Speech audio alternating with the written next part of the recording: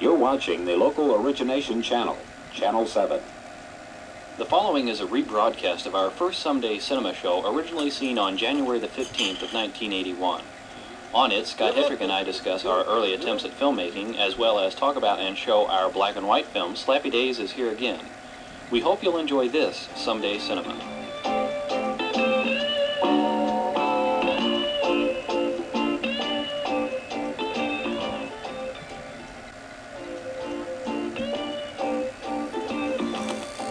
Hi, my name is Scott Hettrick.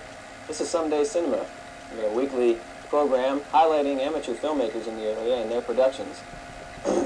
What we'd like to show this week is some of the early films that we did to give you an idea of how films are made and the problems that can occur, and just encourage some of you really young filmmakers and people that are just getting into it to not be embarrassed by what you might come up with, and not be depressed about some of the early productions, and just go ahead and persist with what you're doing. And at the same time, we'd also like to encourage all the way up through 16mm and slideshows, Betamax videotape, VHS videotape.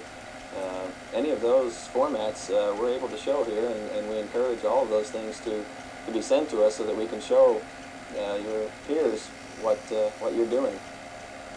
First thing I'd like to show you, to give you an idea of how bad it is when you first begin, is a film that I made when I was probably in 7th grade, and it was just nothing more than a simple $50 Kodak camera, and just go out and buy a $5 roll of Kodachrome 2 film, and either have a lot of windows with a lot of outdoor light coming in, or use one of those big indoor lights that attach to your camera, and just a film like this, and a camera similar to this. This was a little more advanced Canon camera, but just a simple Super 8 camera, and just no editing whatsoever. Just go up and turn it on, and of course you try to use different camera angles and that type of thing even in the beginning, but the main thing is to just get the story down and turn on the camera, just experiment around.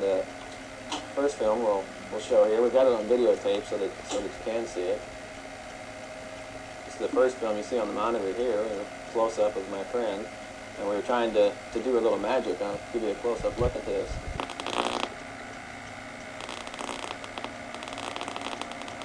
There's a couple of special effects in Slappy Days that I'd like to explain to you how we did them.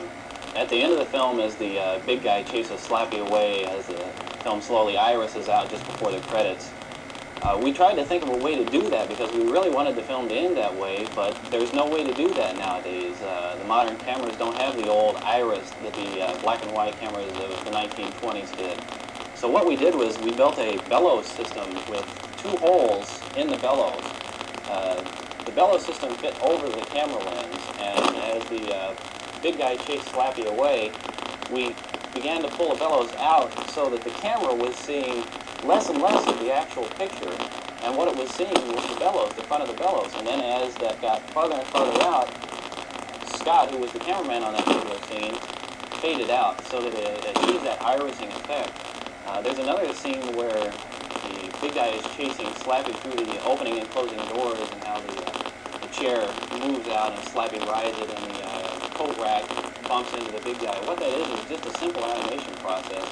Very much like you see the Christmas specials, the little animated dolls that dance and sing around. We'd take a picture, the camera was on a tripod, we'd move, we'd take another picture, move slightly forward, take another picture, and then as that's played back, it all looks like it's one continuous motion. There's another very, very quick scene that's done exactly the same way. It's toward the beginning of the film where Slappy trips over that roadblock and he spins very quickly around it. It's the exact same process. You'll see that in some outtakes that we've got to show you here in a second. I just would hang on to the edge of the roadblock. Scott would take a picture. I'd move a little bit farther forwards. Scott would take another picture until I was completely around it, and then we began shooting in regular speed. What I'd like to do is go ahead and show those outtakes to you now and explain to you the reason we have the outtakes, and this is sometimes a rarity, it may be a rarity in some of your earlier films. We shot at what's known as a 4-to-1 ratio, which means out of the entire running length of Slappy Days, we actually had 4 times more film than what you actually just saw. So we've got quite a few outtakes to show you, and we'll explain some of the problems that occurred during the filming of Slappy Days. Scott, if you want to go ahead and show that. This particular scene, we wanted...